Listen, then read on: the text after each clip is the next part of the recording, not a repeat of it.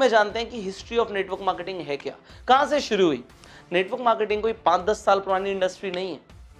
1934 के अंदर एक शख्स थे कार्ल रेनबर्ग, जो चाइना से यूएस पहुंचते हैं। उन्होंने चाइना में देखा कि बहुत सारे लोग मल्टीविटामिन्स को यूज कर रहे हैं, वो अलग अलग औषधियों पे डिपेंडेंट हैं, वो नेचुरल रेमेडीज ले रहे हैं, कुछ ऐसी हर्ब्स को यूज कर रहे हैं जिससे वो हेल्दी रहते हैं। चाइना में लोग बहुत हेल्थ कॉन्शियस है, बट यूएस में नहीं है। तो उन्होंने यूएस में आगे कंपनी शुरू करी 1934 में, जिस कंपनी का नाम उन्होंने रखा कैलिफोर्निया विटामिन्स। ये एक मल्टीविटामिन बनाने वाली कंपनी थी, ये कुछ नेचुरल हेल्थ सप्लीमेंट्स बनाती थी कंपनी। और ये कंपनी पहले तो सिर्फ कैलिफोर्निया में थी, बट ये जल्दी से फैल गई, बड़ी बन गई, लोगों को बहुत पसंद आए प्रोडक्ट्स। तो इस कंपनी का नाम चेंज कर दिया ठीक 5 साल के बाद।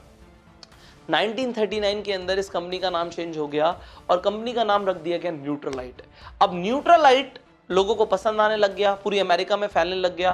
बट न्यूट्रालाइट में उन्होंने एक चीज नोट करी कि लोग जो प्रोडक्ट्स खरीद रहे हैं, जो एक्चुअल में लोग प्रोडक्ट्स खरीद रहे हैं, वो रेफरेंस से ज्यादा खरीद रहे हैं। लोगों को प्रोडक्ट से फायदा हो रहा है तो वो लोगों को बता रहे हैं। एक्चुअल में जो कस्टमर आ रहा है वो रेफरेंस बेस्ड मॉडल से आ रहा है, ना कि डायरेक्ट आ रहा है हमारे पास। तो उन्होंने सोचा कि मैं अपनी अलग अलग जगह डिस्ट्रीब्यूटर क्रिएट करूं, इससे बढ़िया जो मेरे एग्जिस्टिंग कस्टमर है इन्हें अपना डिस्ट्रीब्यूटर बना दूं।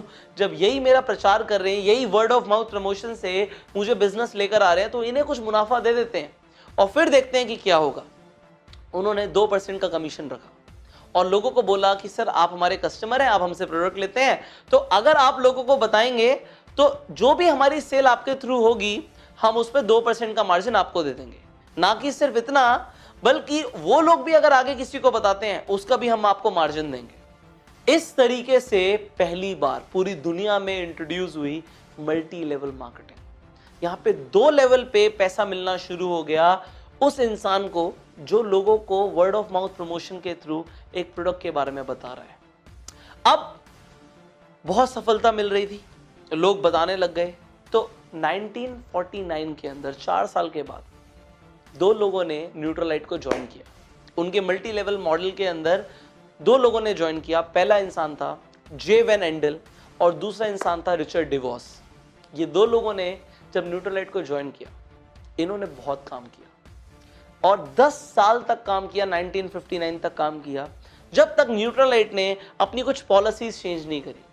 न्यूट्रालाइट दोबारा से ट्रेडिशनल बिजनेस मॉडल की तरफ जा रही थी, उन्होंने डिस्ट्रीब्यूटर्स के ऊपर उतना फोकस नहीं किया, तो 2 लोग न्यूट्रालाइट से अलग हो गए और इन्होंने एक कंपनी की स्थापना करी जिसे आज आप एमवे के नाम से जानते हो।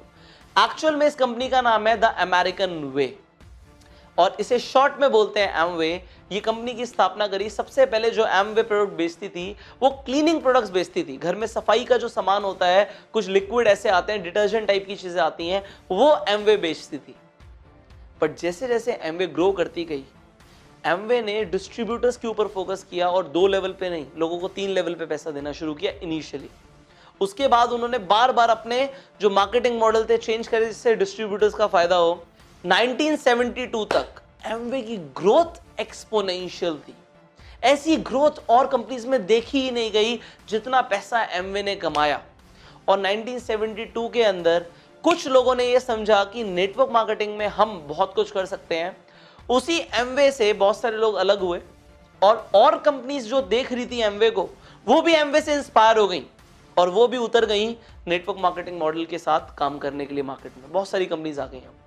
अब 1994 की बात है। एमवे ने एक्चुअल में 2 लोगों ने काम करना शुरू किया था न्यूट्रालाइट में, J Van Andel and Richard DeVos ने, जिन्होंने एमवे की स्थापना करी। 1994 में उन्होंने एमवे ने न्यूट्रालाइट को ही खरीद लिया। न्यूट्रालाइट ट्रेडिशनल बिजनेस मॉडल पे आ गई थी और ये नेटवर्क मार्केटिंग पे थे। तो नेटवर्क मार्केटिंग में पावर इतनी थी, पैसा इतना था कि उन्होंने न्यूट्रालाइट को ही खरीद लिया। आज एक्चुअल में एमवे ने न्यूट्रालाइट को खरीदा हुआ है। अब हुआ क्या, इनिशियल 1990s में ये जो बाहर की कंपनीज थी आई इंडिया के अंदर। अब ये इंडिया में आई, लोगों को नेटवर्क मार्केटिंग कंसेप्ट बहुत पसंद आया। एक्स्ट्रा इनकम मिलती है, पैसिव इनकम मिलती है लोगों को। यहाँ पे इन्होंने सेमिनार्स कंडक्ट करे, लोगों को इन्फ्लुएंस किया और लोग जुड़ गए। लोगों ने पैसे कमाने भी शुरू कर दिए इंडिया में। बट एक प्रॉब्लम आई। वो प्रॉब्लम क्या थी कि इन कंपनीज के जो प्रोडक्ट्स होते थे वो यहाँ पे लोगों के काम के ही नहीं थे। इंडिया के हिसाब से प्रोडक्ट ही नहीं थे। प्रोडक्ट क्या थे? कार वॉश बहुत बढ़िया होगी, शाइन करेगी आपकी गाड़ी, बट इंडिया में लोगों के पास गाड़ियां ही नहीं थी। तो इंडिया में लोगों ने प्रोडक्ट को कंज्यूम करने के लिए, यूज करने के लिए क्या किया, उस कार वॉश से अपनी भैंसों को नहलाना शुरू कर दिया। अब इंडिया में प्रोडक्ट काम का ही नहीं था लोगों का। तो जो इंडिया में उन कंपनीज में जो लोग काम करते थे, उन्होंने देखा कि प्रोडक्ट काम का है नहीं, प्लान बहुत काम का है, लोगों को नेटवर्क मार्केटिंग बहुत पसंद आ रही है। उन्होंने क्या किया, इंडिया में एक वर्ड बहुत मशहूर है जिसे बोलते हैं जुगाड़। उन्होंने एक जुगाड़ शुरू कर दिया, प्रोडक्ट ही हटा दिया, सिर्फ प्लान पे काम हो रहा है, पैसे लगाओ पैसे बनाओ, पैसे लगाओ पैसे बनाओ।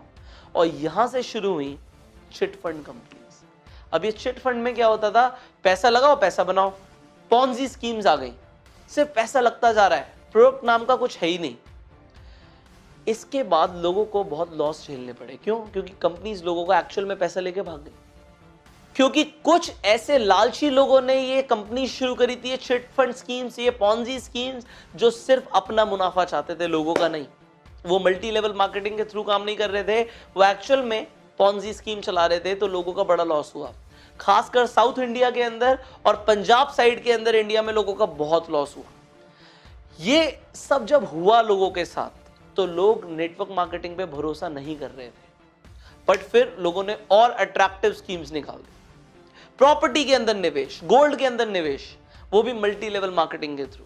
उन्होंने बोला इन्वेस्टमेंट हो रही है, बट वो भी फर्जी था। एक्चुअल में जो अच्छी कंपनीज थी वो हाईलाइट नहीं हो पा रही थी, और जो लोग गलत कर रहे थे वो हाईलाइट हो रहे थे, हर जगह हाईलाइट हो रहे थे। सी, आप जिंदगी भर लोगों का भला करते रहो, आप हाईलाइट नहीं होगे। आप किसी का गलती से भी मर्डर कर दो, आप अगले दिन अखबार में आ जाओगे। तो लोग जो गलत कर रहे थे वो हाईलाइट हो रहे थे, और अच्छी कंपनीज के बारे में कोई बात ही नहीं कर रहा था। लोगों ने समझ लिया कि नेटवर्क मार्केटिंग ठीक नहीं होता, ये हमें नहीं करना, क्योंकि ऐसी स्कीम्स के बारे में हर जगह सुनने में आ रहा था कि ये स्कीम्स गलत होती हैं। गवर्नमेंट ने भी इसके ऊपर एक्शन लिया, और इंडिया में डायरेक्ट सेलिंग एसोसिएशन का भी निर्माण हुआ।